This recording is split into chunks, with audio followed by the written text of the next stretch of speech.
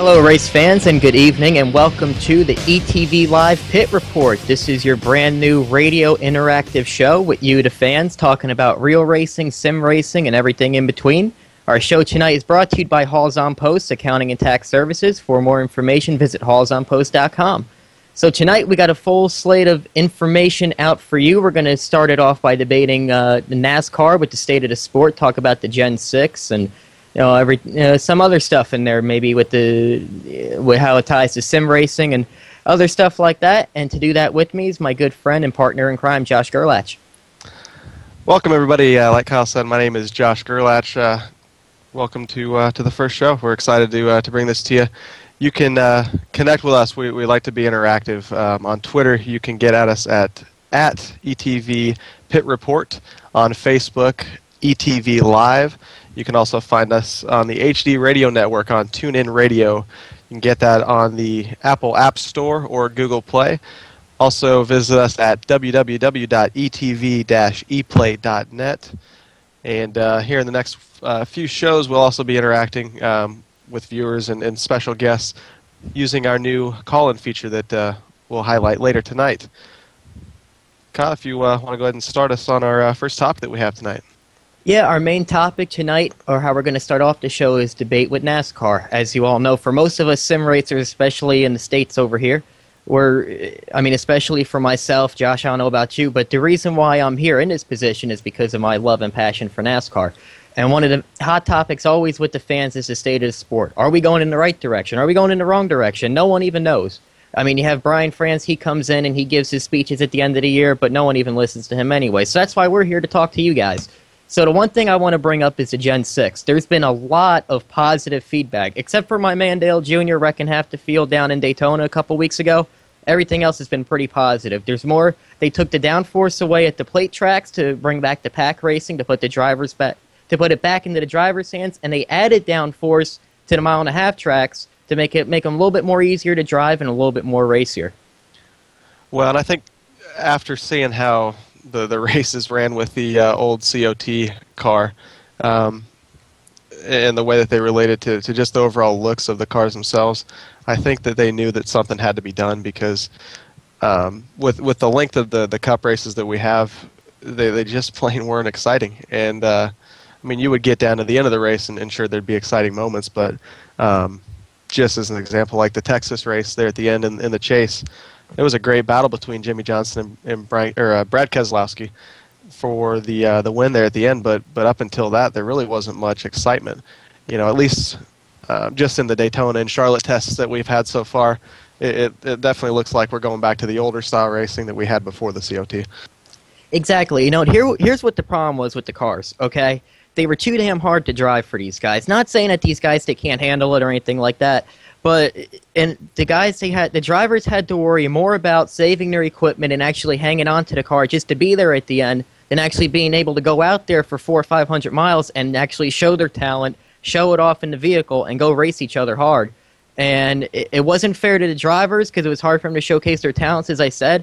And it's not fair to the fans, just not the ones watching the TV, but the ones that are paying the big bucks to go out there, on a Sunday afternoon or a Saturday night or even for the whole weekend.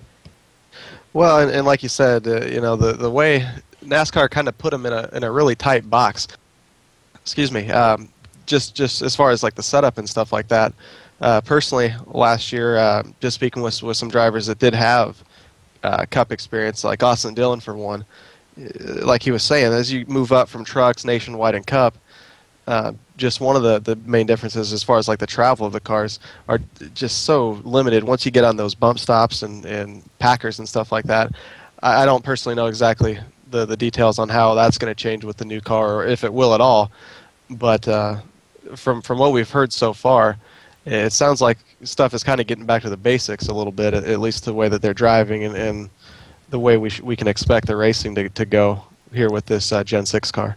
And what I like, because that's what most of the drivers were saying, and like what you're saying here, it's going back to the old style of racing. And when I'm saying the old style of racing, I'm talking about the late era of the Winston Cup days. The mid to late 90s to early 2000s. That's when the sport really grew and prospered. That's when you would show up to the track every single year, or every single race, whatever, twice a year, and you'd always see seats expanding. each track. Like Dover, for one example, Daytona was always adding on seats, it seemed, every couple of years until it got to the mid-2000s and stuff, and time started to fall off. But every time you added seats, the fans, they would still come out and fill them. And that's been a struggle in recent years, too. Yes, the economy's been part of that, but if the show was so good, if it was that spectacular, the people would find the money to go out and enjoy themselves at least once or twice a year. So I think it's very exciting for the sport, and just not from a competition standpoint, but the look as well. This is the first time in a long time that the cars actually, you could actually relate the car that you're watching on the track to the car that you're going to watch drive by you on the street. Certainly, and I think that's a big thing, just as far as being able to relate a little bit more to NASCAR, whether that's a big thing or not. At least they look, like you said, more like the cars that are out on the street. Just want to touch on one thing real quick, like you were saying, as far as the stands and ticket sales and stuff like that. It's tough in one sense to be able to blame NASCAR with dwindling ticket sales just because of the overall state of the economy, but certainly it's no secret that fans haven't been pleased with the product that's been out there for the last 3, 4, 5 years, which has seen low ratings from TV and even very, very low ticket sales at the tracks. And personally, just from going to a few races last year, it was evident that the not quite sure the word that I want to use, but just the outpouring of fans has definitely gone down. And hopefully with the new Gen 6 car and the updates that I think you're going to touch a little bit later, as far as like Daytona has just announced recently, I think that might bring a little bit more interest back to NASCAR and kind of get them out front as far as a fan sport like they were in the past. And I think things got exaggerated with the COT. Everyone was talking about, oh, they all look the same, there's no manufacturer identification. But if you go back to the Twisted Sister car, which is I don't know what they're calling it, the Gen 4 now or something like that, whatever's on that little list that they came up with. I mean, those cars, they pretty much all look the same, too. If you took all the decals off of those cars from even from the 90s and the early 2000s to the COT, whatever, they all look the same if you took those decals off. Now, you could watch a car, if you're sitting down towards turn 1 in a track and the car comes off at turn 4, you could tell instantly if that's a Ford, a Chevy, or a Toyota, which is going to be big for the sport. And this one add in too, we are having Twitter interaction. If you guys have any questions or comments, we'll throw it in there. Josh, we have one comment from All88, and she thinks that we sound so cute on the ETV Pit Report. I don't know what it has to do with the Gen 6, but hey, whatever floats their boat. Of course she does. But yes, I think really what the COT didn't get off on a good foot at all. I mean, they came out with wings and they looked real boxy, and they just weren't good looking cars at all. Of course, it was all in the name of safety, which, as race fans and people that are close to racing, I think we know that is the main concern. But also, there comes a thing where you don't want to have cars out there that just look plain ugly, which is what they had. And they did get better over time after they got rid of the splitter and the wing and put the spoiler back on there. But I think for the first time in a long time, fans actually like what's going to be out on the track. And as we get more into speed weeks and see more racing, not necessarily just at plate tracks too, and see more just regular speedway racing, short tracks and stuff like that, we'll definitely see what kind of product that they're going to have out there. Yeah, this is huge for the sport. And this is, one of the things, too, that really hurt the COT was the first race was at Bristol in 2007, and that's when Kyle Busch and Jeff Burton, that was actually a very good finish. I think they came across the line door-to-door pretty close to it. And the first thing Kyle Busch said when he got out of the car in victory lane, the car sucks. Like, you have a major ambassador of the sport who just won the damn race, and he's like, oh, and by the way, this car, it sucks. And by no means did that please NASCAR either. They were not happy with that. But you know what? It's a good thing that he said that, because it really opened the eyes. Sure, it was a long process, but that was just the beginning of the downfall of the COT, even from day one. But still, it helped lead the sport into this direction, slowly but surely. And this is the most excitement, I think, that we've had in such an off-season. I think with Keselowski, a brand-new champion coming off and that was an amazing run in the chase. The last 2 years in the chase have been, as bad as the car has been, to see Tony Stewart do what he did, not win a race all year, come back and win 5 out of the 10 chase races, that was an amazing piece of driving.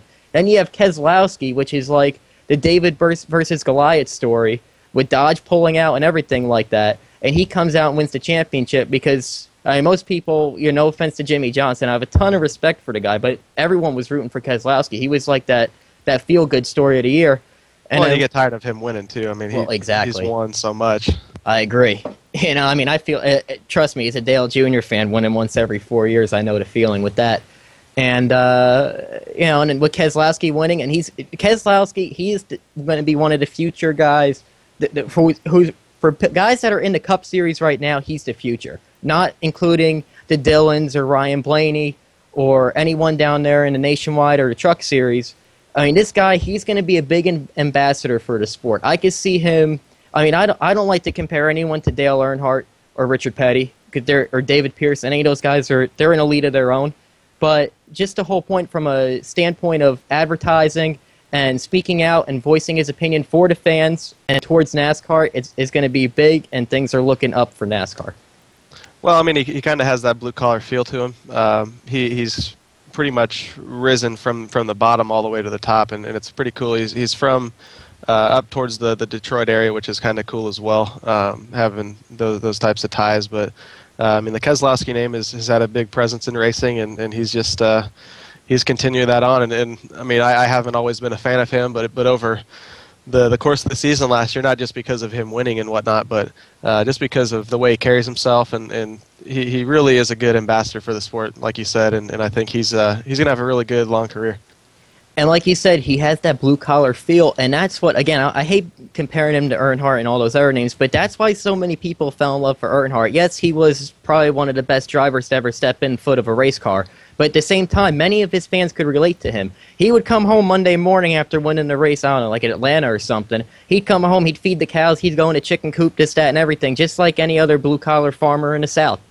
But on that note, we are coming up on our first commercial break. So just to give you a review, we were just discussing the Gen 6, the state of NASCAR. We're going to continue that conversation when we come back. We're also, as Josh mentioned earlier, Daytona, big breaking news this week. Well, not breaking news, but they unveiled their plans for a huge renovation project. We're going to touch on that. And we're going to talk about how sim racing relates to the real deal. And we'll see you in about 2 minutes here on the Pit Report. Hi, I'm Angela Hall, CEO for Halls on Post Incorporated. We are the premier income tax preparers to the sim racing community. You sim racers know that where you live is not a barrier to working with others. So please do not let your local income tax prep stores hijack you into paying their expensive fees up front by taking them right out of your refund. Here at Halls on Post, we do things a lot differently. We will prepare your return, review it with you, e-file it, and release your file copy, and you will not have to pay in advance for any of these services. Sim racers, please believe me when I tell you that we are the only tax practice out there that will allow you to pay after you receive your refund. The only catch is this: you promise me that when your refund arrives, you will make Halls on Post Incorporated the very first check you write.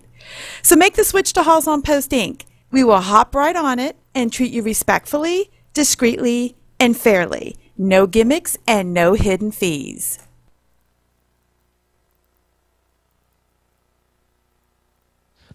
Welcome back to the Pit Report. It's brought to you by Halls on Post, accounting and tax services. You can find them at hallsonpost.com.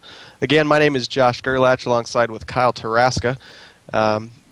If you just are joining us, we've just kind of went over the Gen 6 car, how that could really reshape the face of NASCAR, and kind of parlaying that into our next topic here tonight.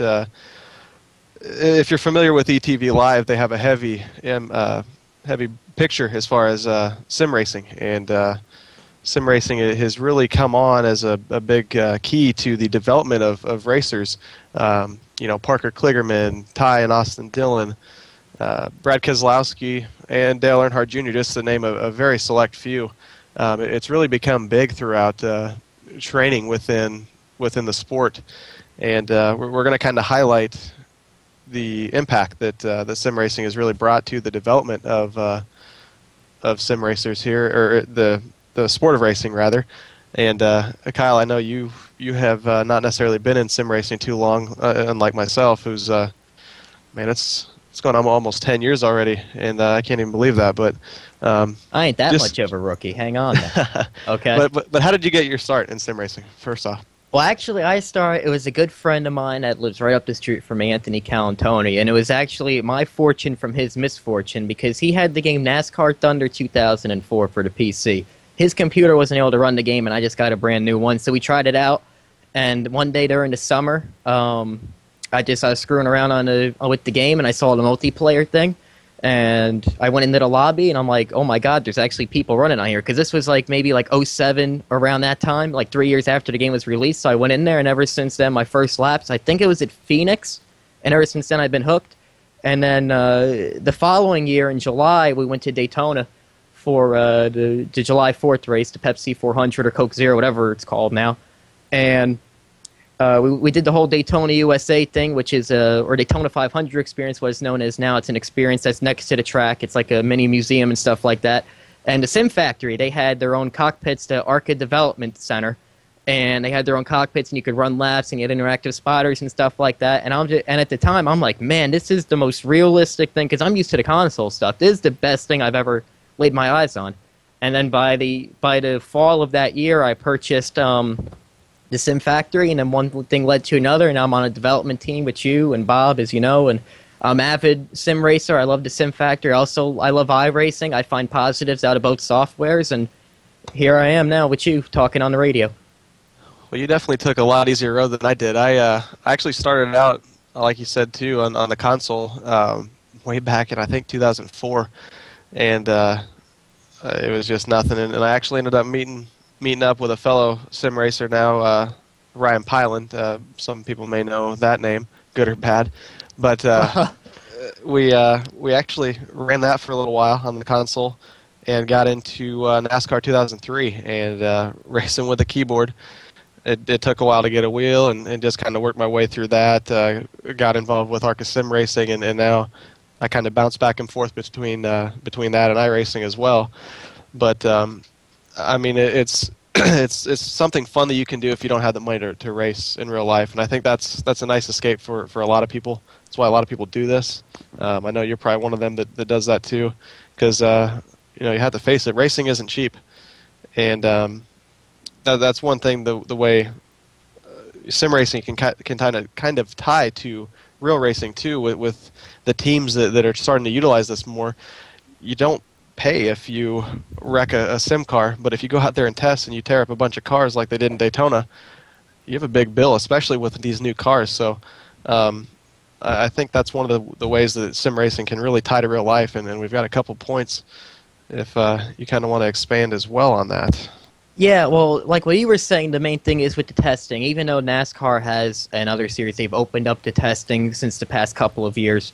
That when the sim racing was really big for the team, still, like you said, the cost, it's huge to go out to even to Nashville or a local track just to run laps with the car, and the best thing you could do is to apply it to the computer and and apply what you learn there to real life, and that's why the cost is it's very effective. Like for the Sim Factory, you pay $50, you got the game.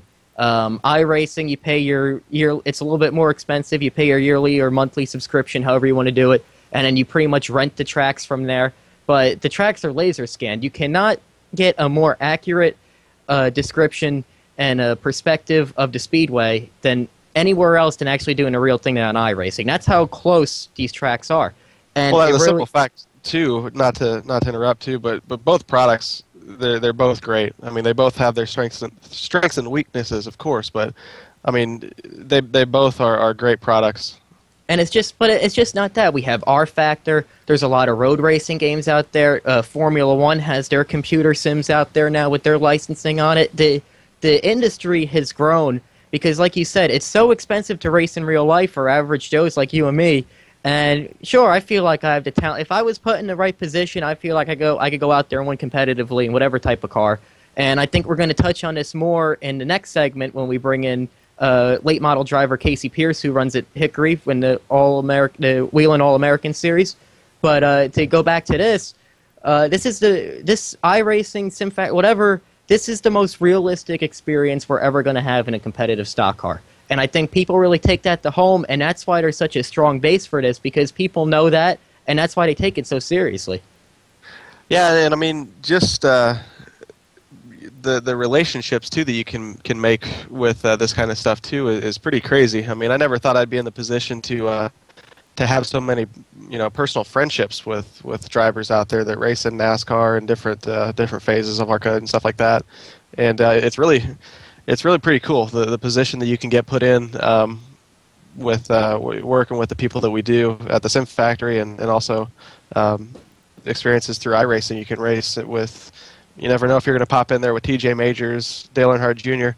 You got to keep your eyes peeled, but it really is cool, the presence that real NASCAR drivers do have and kind of form with the sim racing community.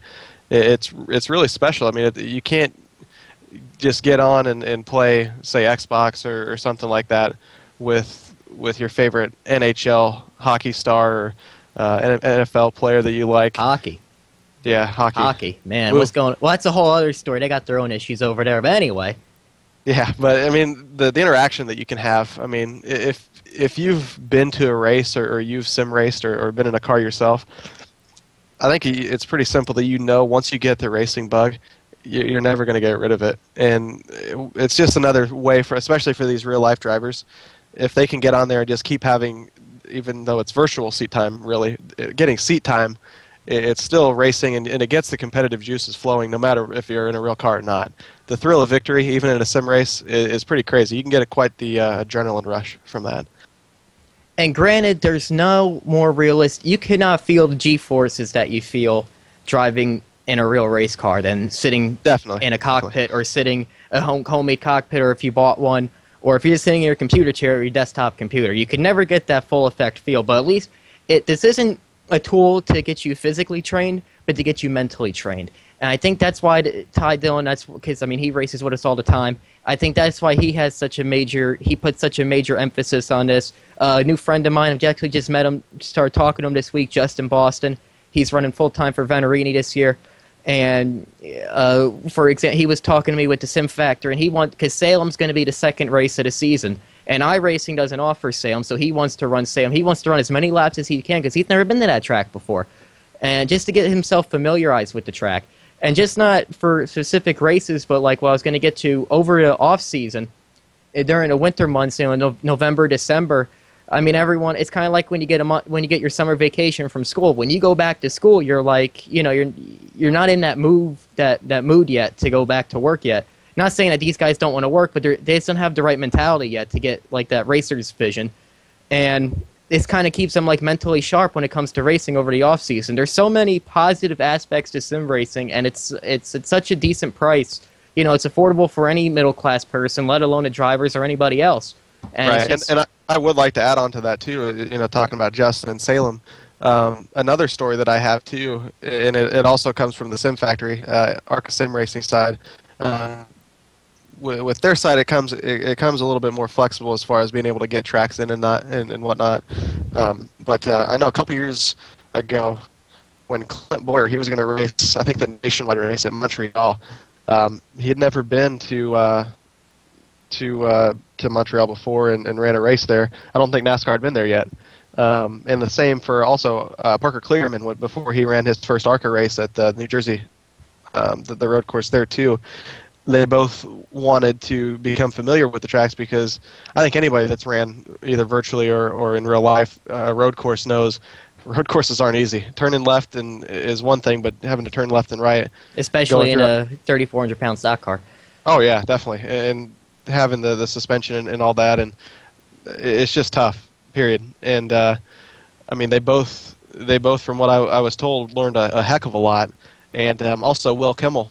I actually spoke with Will and his father, legendary ARCA crew chief Bill Kimmel, out here in Iowa for the ARCA race, and he picked up seconds just from racing on the New Jersey track before he went there. So, I mean, from speaking with them and even heck, Mike Dillon, the NASCAR driver himself, and he runs RCR now. Just from speaking with him, it really, like he said himself, the proof is in the pudding as far as the results.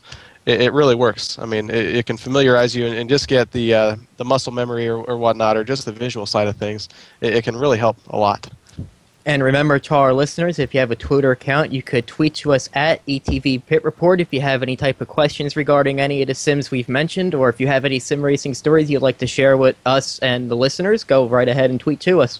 And back to what you were saying, like with Mike Dillon, and I mean, I'm not here to advocate either sim or to advertise or anything like that, but every single sim out there, even if it's a console game, I feel like you could learn something from that. I mean, it's nowhere near as realistic as what you could do on the actual desktop computer, but I just think there's more. The sim community, everyone within the sim community knows how big of a deal this sim racing thing is, and I think that people from outside the community, ones who go on the console or ones who are just like familiar with racing but not too familiar with that, they need to understand the emphasis of why sim racing is so big and why it has such a big following. And, I mean, that's kind of like one of the reasons why we've created this show, and we're going to emphasize that as the weeks go on. We're going to talk about the sim racing, how we could relate it week to week. I mean, during speed weeks, I mean, you're going to have guys running all week there, and then even, I know there's guys running at Volusia with the UMP dirt modifieds. I mean, that's what, you could go on R Factor and run some dirt modifieds. I mean, whether it's the most realistic thing or not, at least you get familiarized with the track, and you get in that driver's mentality to prepare yourself for the upcoming race. Yeah, I mean, like we've said, any seat time, virtual or real, is always beneficial, just to keep yourself active with turning left or right or whatnot. But like you were saying too, as far as what we're going to try and do on this show is we're not really going to try and favor one sim or not. I know iRacing and ARCA sim racing are the two main things as far as like oval sims. We don't really want to detract from either one. I mean, like we've said before, they both have their strong and weak points. But the more strong sims that you can have is best, in my opinion, because they'll drive each other. So you're always looking for something that'll be able to help strengthen what you're driving and what you like. So there's not going to be any animosity between either sim, and we try to keep it fair on this show. Coming up next, we actually do have Casey Pierce holding for us. We're going to take a quick break here on the Pit Report presented by Halls on Post, and we'll be right back with Casey Pierce, driver in the NASCAR Whelen All-American Series. Sponsored by Bob Earl Racing, VRC Virtual Racing Chassis, Real Sim Racing Full Throttle Cup Series returns to ETV Live in 2013 every Monday night, 9:20 p.m. Eastern. A full 36-week season. Join Mike Keaton and Wesley Allen as they call the action from the booth, and Dakota Ehrman reporting from Pit Road. Strap in and buckle down, cowboy. 2013 Full Throttle Cup Series on Monday night is back in the saddle again. Flag-to-flag coverage provided by ETV Live, the only choice for your online racing broadcast entertainment. See us at etv-eplay.net. Coming to ETV Live, Super Speedway Cup Series brings some new and exciting racing entertainment on Friday night. In shootout-style, drivers compete in hot lap heat races to qualify for the feature event. Drivers run in 3 heat races, then on to the Dash for Cash 15-lap showdown, and then ramp it up as they move on to the B main and A main feature events. Word has it they give the flagmen the night off, so no cautions, cowboy. Buckle in and sit back and hold on tight. You're in for a night of fun racing entertainment once again, brought to you live by ETV Live, your online autosports entertainment network, etv-eplay.net.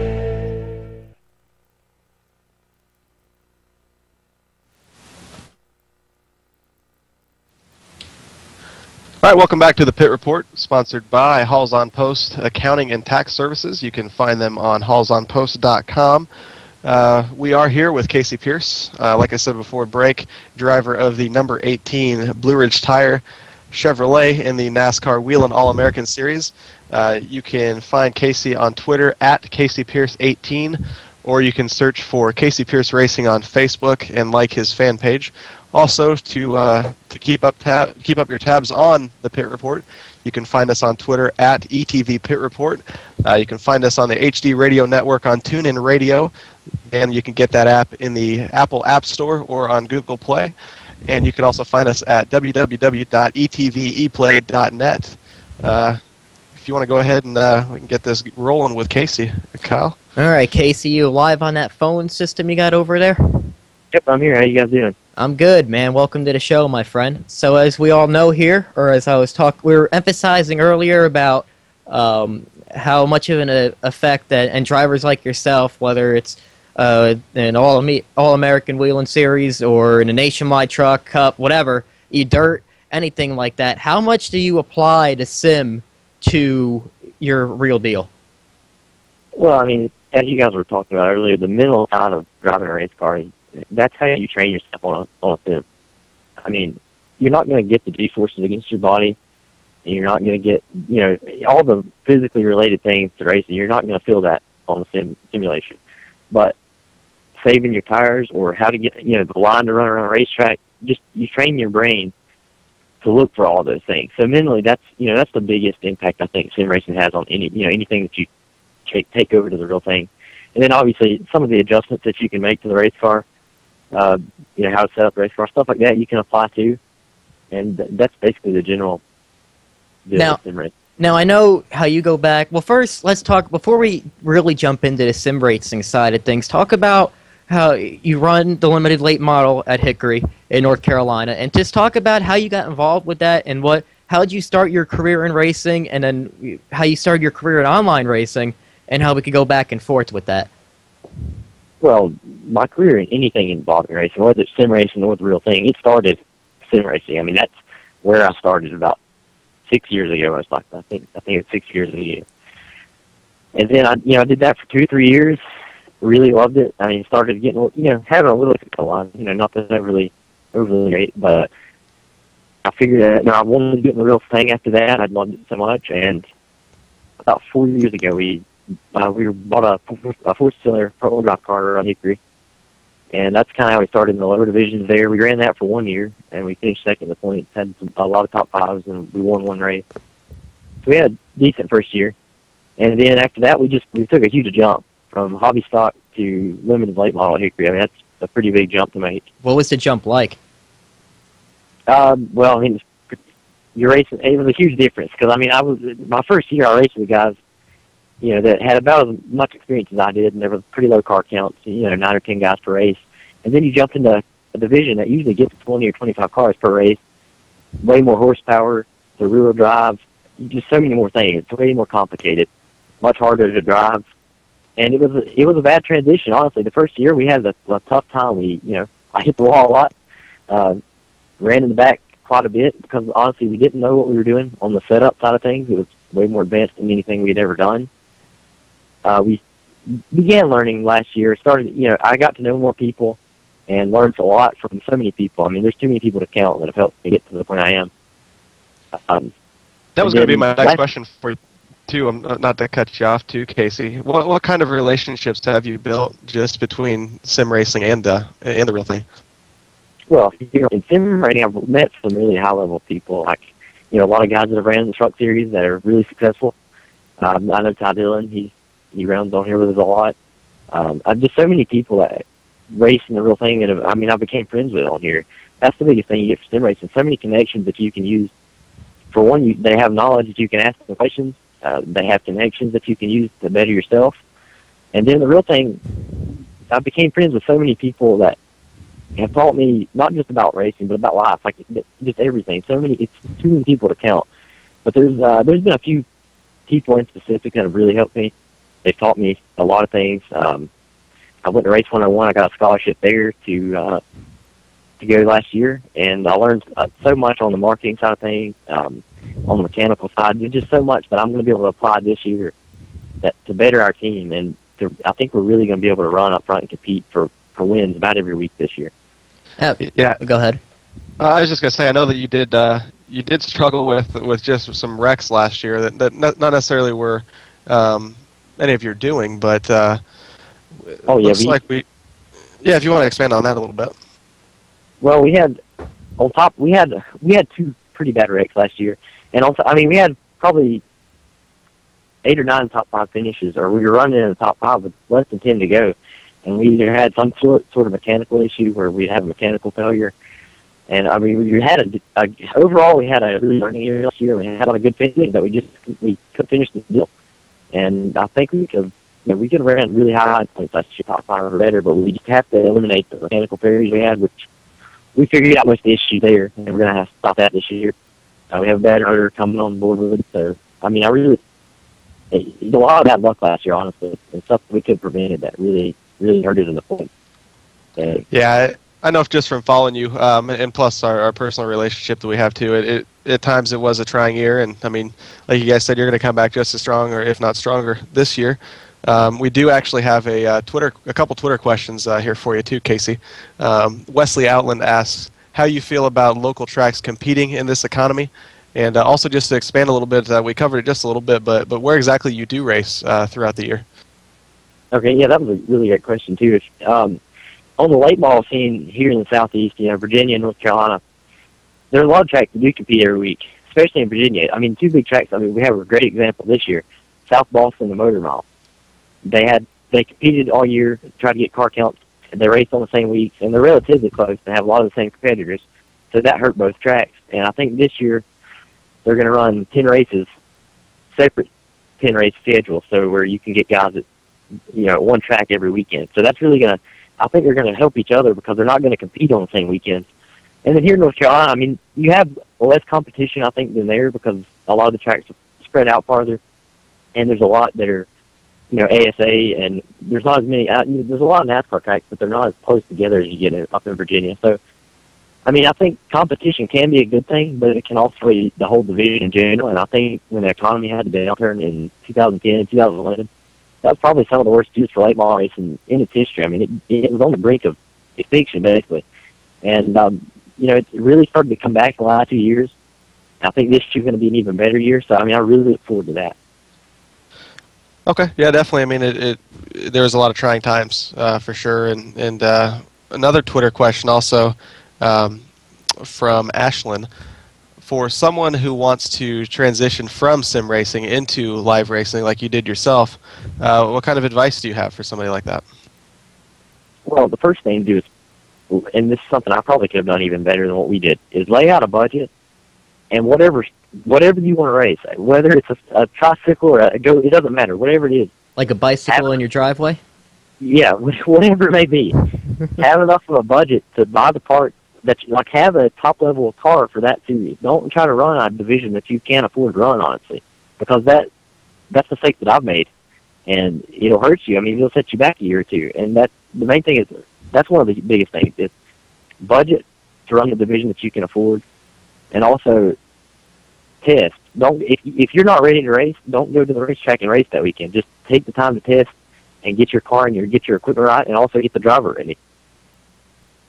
That's awesome. And just so everyone knows, the little thing with the bicycle in the driveway, that's an inside joke, another story for another day.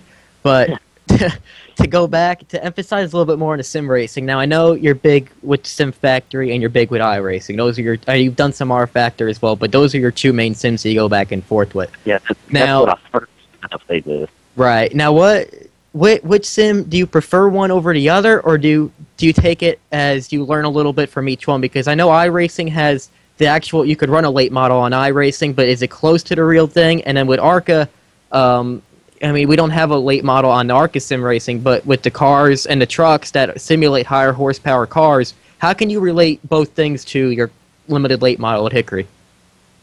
Well, first I'll start with, I don't prefer either one over the other, honestly. I mean, Josh said this earlier in the show. I mean, they both have the strengths. They both have the weaknesses. If I'm going to learn a racetrack, then I'm going to go to iRacing because they've been laser scanned. They both have their weaknesses and strengths. I think you can learn a lot from both of them. I use both the same amount. I really don't prefer the one over the other. And then as far as what can I take from ARCA, because I know they're really high horsepower cars, but that's just the car control side of things. I mean, even though a late model is lower horsepower, it's still, here in the area that I run, we still run 3,200-pound, 3,100-pound race cars, so you still have to know how to control all that weight going into a corner 120 mile an hour or 110 mile an hour, however fast you're going. So I think car control is one of the biggest things I can learn from a higher horsepower car. And then I think you mentioned the late model iRacing. I think you got better, and I mean, you can learn a lot from those. nothing's going to drive 100% like the real thing. I mean, that's just how it is. The physics that we're on now can't 100% simulate that. They can teach you, most of what you need to know, yes, but I mean, there's always going to be things that can be better because it's just not the real thing. We've already talked about that. But I think if you're running the sim, it's better than doing something else. Like, you're still training your brain, muscle memory, things like that. You're still going to train yourself better than if you do anything else. I mean, that's the next best thing to getting in a real car is running a simulator. Definitely, for sure. Now, we got about a minute and a half or so before our next commercial. I just want to throw in from Wesley Outland again on Twitter. He wants me to ask you about the Dirty Dozen series, the new Dirty Dozen series, and also what are your thoughts on the late model series of the Martinsville 300 format? The late model format at Martinsville, this last year I thought it was good. I'm sure they may lower the car counts for some of the heat races, but I thought for the fans it was a lot more exciting. Obviously, it was definitely different. I mean, I didn't get to run the race, so I'm not going to say whether I don't know as a driver if I like it better or not. Because for some of the faster guys, if you qualify in the top 22, years past, you were locked into the race. But this year, you still had to run the heat race and risk, wrecking your car because nobody in that race was laid back. I mean, they were all going for the spot, so you had to run the car hard. So I think for a low-budget team, I don't know, maybe it'll hurt you, but I know I went to watch the race, and I thought it was really awesome. So I think we're going to continue that next year. I'm not sure yet, though. And then personally, first question, I don't really know about the series or anything. I really don't know about it. I actually have to look more into it. So I really can't answer that question. Yeah, I was going to say the same thing. I'm not quite sure if you could tweet us back and give us some more information as far as that show. Yeah, I'll do that.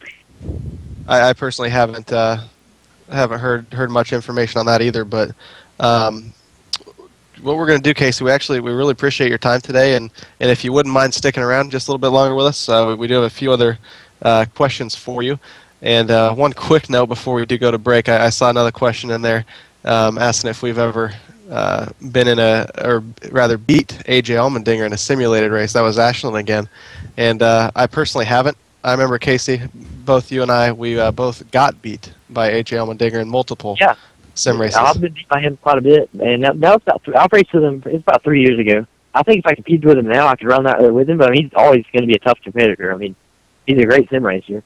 He's a great driver for sure. Yeah, and you've got that one up on us, Ashland. So, real quick, we're going to take another quick break. We will be right back with Casey Pierce here on ETV Pit Report.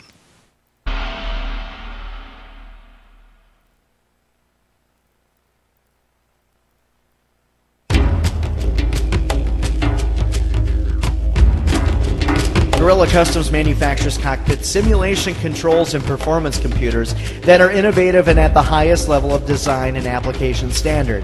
They work hand in hand with professionals throughout real-world racing to provide technology and fabrication industry's highest level of unmatched quality. Made in the USA, people. Check them out today. Your place for your highest gaming simulation standard. www.gorillacustoms.com.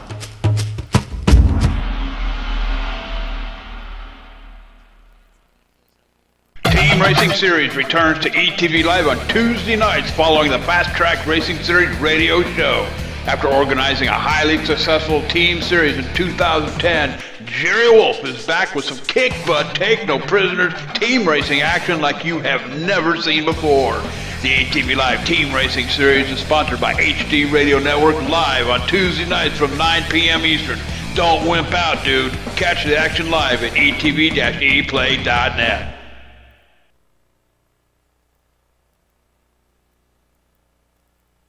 Welcome back to the ETV Pit Report, brought to you by Halls On Post.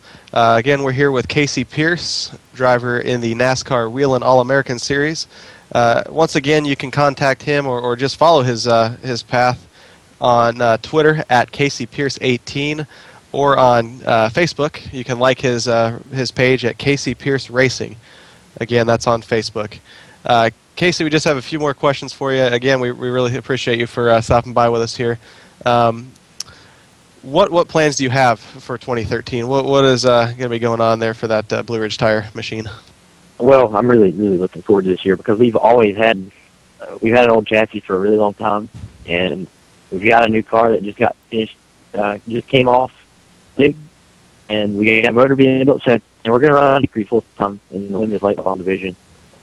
I think that's the best thing to do as far as our budget can go this year, and we're going to try to compete for the championship there, run every week, and then you never can tell what happens down the line. I'd like to test in Martinsville. I don't know that I'll run the race, but it all depends because it's always going to change throughout the year. I could pick up a marketing partner, or anything like that can happen. So, but that's the biggest part now to compete for the championship at Hickory in the limited late model division.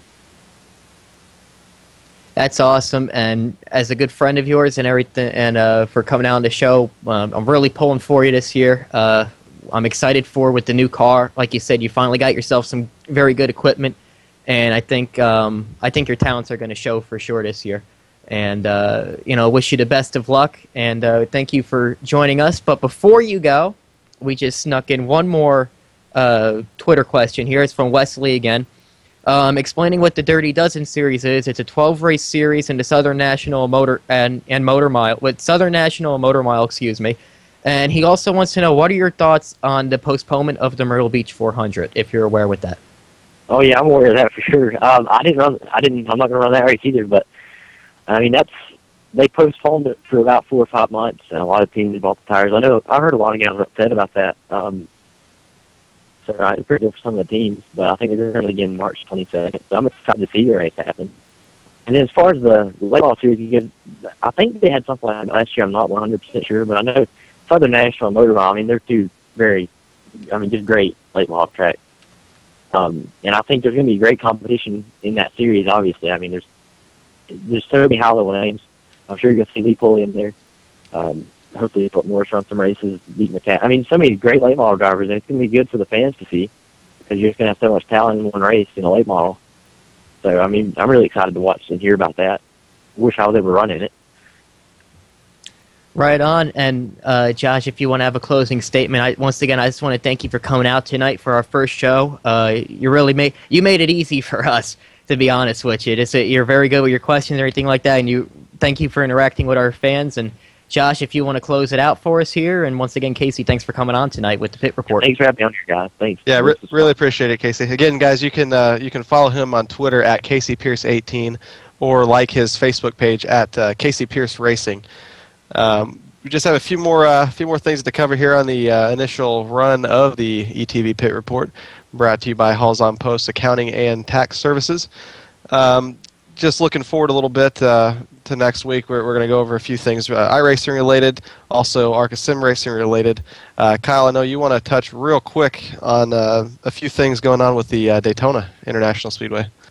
Yeah, this is really a big deal for me, even though I am from New Jersey, as most of you guys know, but Daytona is like my holy grail. Like, I always get excited for Daytona, whether it's racing, non-racing, but anything like that. Like the Rolex 24 this weekend, which, by the way, Scott Pruitt's on the pole. I am so excited for that. I just love Daytona. Like, I'm going down. I'm actually going to have a live report from Daytona coming up there in Speed Weeks tonight at the Duels on this show, and I'm so excited for that. And they announced this week, it was announced towards the end of the year last year, I think it was been October, early November, that they want to renovate the whole front stretch grandstand, and they want to put all these casinos and hotels and all this other crap in, blah, blah, blah, blah, blah. And they released some renders this week during the Sprint Cup Media Tour of what they're predicting to do. And from my understanding, and I'm not 100% sold on it, and we're going to touch more on this next week, but I just kind of want to preview it. They want to build 250,000 seats on the front stretch grandstand. That's crazy. It's like, what? That is crazy. What the hell are they thinking? Okay, I've been going to Daytona for how many years? I think since 2003 I've been going to Daytona. And, I mean, like we were taught, we touched earlier in the first segment of the show how the crowds have been dwindling. And, yes, the Gen 6, I think, and other stuff that the series headed in the right direction, we're going to get those people back. But even in its heyday, they did not get 250,000 people in the stands. Not because there weren't. I mean, there were not 250,000 seats, but still, you're not going to fill all those seats up. I know one of the plans is, the rumor is they want to eliminate the backstretch grandstand, and pretty much from what I saw is they're going to keep the grandstands that they have, and the main tower sections, which the seats that are painted as checkered flags, they want to extend them down to short chutes And on those short shoot straightaways on the front stretch, they want to build a third deck on top of that, almost like they're making it like a 20th century football or baseball stadium. I mean, that's almost as many seats as there is at Bristol, if I'm not mistaken. Well, actually, Bristol I think has 160, but Indianapolis, so even more than what Bristol can even hold. Indianapolis, and they have trouble selling out some of their races. But Indianapolis, they have. Or here's the perfect example. Indianapolis, okay, the Brickyard 400. It's in one of the crown jewel races of the season. They have 250,000 seats. Back in the day, yeah, they filled them up, but look at how the races and the crowds have looked in the past couple of years. Especially, I mean, the tire gate thing when the guy, I think it was 08 or 09, when the tires would blow out after every 12 laps, that really, really hurt that track. But it's going to look so bad. You're not going to get 250,000 people there. The first thing they got to start with those seats. On the short shoots, at least in the old towers, I think Joey Chitwood, who's the president of the track, he even touched those seats have been there since the heyday, since like the 70s. Okay, a lot of those tower seats. They need to rebuild those seats first, which are in pretty much bad shape before they worry about anything else. That's just my opinion, but we're gonna, like I said, that was announced this week. And that kind of fired me up. If you guys want to tweet anything about it quick, we could touch on it. We got about 6 minutes left in the show. But if not, we're going to go more in depth with this next week. And Josh, you want to talk about what we have coming up for our broadcast? Yeah, up next, it's actually 9:20 p.m. Eastern Time tonight on ETV Live. Real Sim Racing, the Outlaw Truck Series, will be live at Talladega. And that should be quite the event. We actually... Just looking over the point standings here at you can go to iLeagueRace.com and find Real Sim Racing. Actually, RealSimRacing.com as well. We have the top 6 in points, separated by just 25 points, with Bobby Terrell leading the show, 16 points over Rhett McBride. And anytime you go to Talladega or any super speedway, Kyle, it's going to be one heck of a show. And tonight is going to be one heck of a show. I've had the privilege. I've ran the last 3 weeks with these guys, and it's a great group. John Abbott, he's the admin over here, and they got a really good deal going on here. Unfortunately, I'm not racing tonight. I have another obligation, but this is going to be a great series. They've had a lot of clean races. Even though at Michigan last week, I'm calling you out, Lawrence Phillips, because it's my radio show. I am still pissed at you for last week because I had a chance to win that race, and you took half the field out when we were running for like 4th place or something. You went 3 wide on lap 10 out of 65. I'm still ain't happy about that, but that's a whole other story. But other than that, this is between ARCA, the Sim Factory, R Factor, NASCAR Thunder 04, and iRacing, any type of sim that I've ever raced on, this is one of the most organized and best leagues I ever raced on. They run many nights of the week, but right now, like you said, we're focusing on the Outlaw Truck Series at Talladega tonight. You're going to see a lot of 2 and 3 wide action. The guys are going to be sure to push the limits, and I think it's going to put on one hell of a show for the drivers that are participating in the race and the fans and our viewers watching live on ETV with Wesley Outland and Batman up in the booth over there. Well, we'll have to see, too, if Steve Ritter can go back-to-back. He won last week at Michigan with 17 laps led. He started in the 7th position. Bobby Terrell, the points leader again, he finished 2nd. Chad Cole was 3rd. Let's see, 4th place was Dwayne Vincent, and G. Allen Lewis rounded out the top 5. So it'll definitely be an interesting race. It's a wild card. You never know what's going to happen at Talladega, so definitely tune into that. Also, just a quick rundown. Tomorrow night, you can check out the Super Speedway Cup Series at 8 p.m. Eastern here on ETV Live. Going to next week, Monday, and the Winner Is Motorsports Show is from 6 p.m. to 8 p.m. Eastern. Wesley Outland, Mike Neff on the call there. We're back at Real Sim Racing with the Full Throttle Cup Series at 9:30 p.m. Eastern that Monday evening. We move to Tuesday night, the Fast Track Racing Series Weekly with Wesley Outland once again. The ETV Live Team Racing Series will also be going on Tuesday nights, 9 p.m. Eastern. Maritime iRacing League, 7 p.m. Eastern Time on Wednesday. And right back here again with us, Kyle and myself, 7:30 p.m. Eastern with the Pit Report. And next I think, Thursday. and I just want to add in there too, Bobby Terrell. He's my man tonight. I think Michael Keaton said it best. I think the saying is, "Here comes Bobby," because every week I don't know where the hell this guy comes from. He'll be first and he'll be last, but he's always there, up in the top 5, putting himself in position to win every single week. I think that's why he's the points leader, and he's the only back-to-back winner so far this season. He's my pick tonight. One other thing I want to add in before we close out here, Wesley Outland, our main Twitter guy. This is the Pit Report, not okay. Our main Twitter guy tonight, along with Ashlyn Holly. I'd like to thank both you guys for tweeting to us. Hope to have more guys interact next week. But he also put in there to touch on a Daytona that the goal is to fill around 500 fans for Daytona, which I think is friggin' ridiculous. And that they're going to discuss that on The Winner Is, which is the other ETV HD Radio Network radio show, which will be Monday, 6 o'clock Eastern. I'd like to put my 2 cents in on that. Like I said, we're going to touch on that in our show as well next week, because anything in the American motorsports world, anything that involves Daytona is big news. And I think it's something that's important that we talk about and that we discuss with our fans as well. Josh, you want to add on, maybe inform what else we're going to talk about next week? Well, kind of like I highlighted on, and next week it is going to cover more sim racing related information. Next week we're going to talk about the impending Gen 6 iRacing release, and also the Sim Factory ASRX truck patch that should be coming out here down the pike soon as well. As we wrap up today's show, I really appreciate everybody that's listened and that tweeted to us. It's a lot of hard work that goes into this, and definitely want to thank John and JD for all the behind-the-scenes work. Without them, it isn't possible.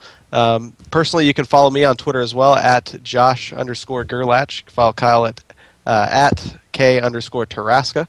And I've had a lot of fun. I look forward to doing this with you, Kyle, each and every week going forward. Yeah, this was a blast. This was about almost a month or so in planning. Like you said, there was a lot of hard work put into this, and this is a new great feature for the ETV Live folks, and I am really looking forward to this. I think this is the beginning of something great, and like I said it once, but I can't thank our listeners enough tonight. We're going to be replaying this, I don't know, sometime during the week. Who the hell knows? John, he'll have to let me know for next week. I'll let you guys know for sure, unless, Josh, you know. But other than that, Josh, you could give us our sponsor plugs, and as for me, Mr. Kyle Tarasca, I will check in with you guys next Thursday night at 7:30 here on the HD Radio Network, the ETV Pit Report.